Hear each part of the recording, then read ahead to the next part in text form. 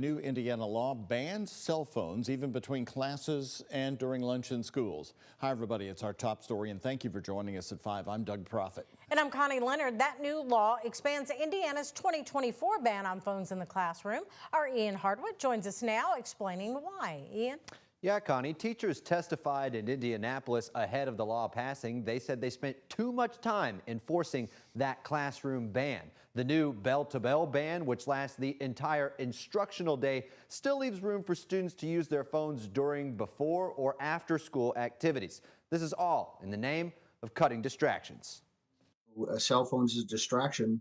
It's a distraction for me at 60. So Indiana State Senator Jeff Rotz says schools become more effective without cell phones. He wrote a bill expanding Indiana's classroom phone ban to the whole school day, bell to bell. Teachers struggled enforcing it in the classroom. It just was too much. Under the new law signed by Governor Mike Braun, schools could require pouches that block phone signals, or Students could put them in their locker and they wouldn't have the access to them for the rest of the day. but these decisions will be made at the local level in Indiana, not at the state level.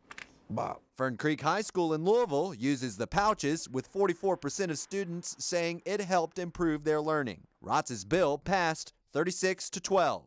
Senator Lakeisha Jackson joined the 12 no votes, concerned about student access during an emergency like a school shooting. But if you have not been in that situation, you do not know what it feels like to be helpless without a cell phone. Though Rotz argues his policy is safer. And the distraction of the cell phone could cause a life to be taken simply because they're paying attention. They're not paying attention to instruction on go here, go there. We have kids now using phones 7.5 to 8 hours a day.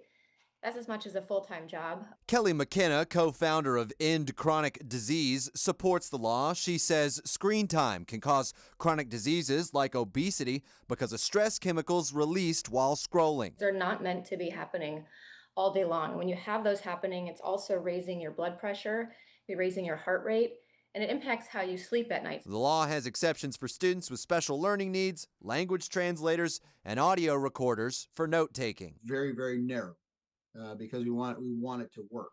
Because that last ban didn't work for teachers.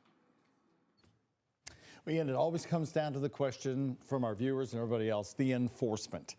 Is this going to be a difficult enforcement? How is it going to enforce? What plans did you hear today? It's going to be different in that teachers will not be the ones enforcing it. We're talking about school principals and administrators, and there's a lot of leeway for superintendents to decide on how this is going to work. I reached out to several in southern Indiana today, just didn't hear back from any of them.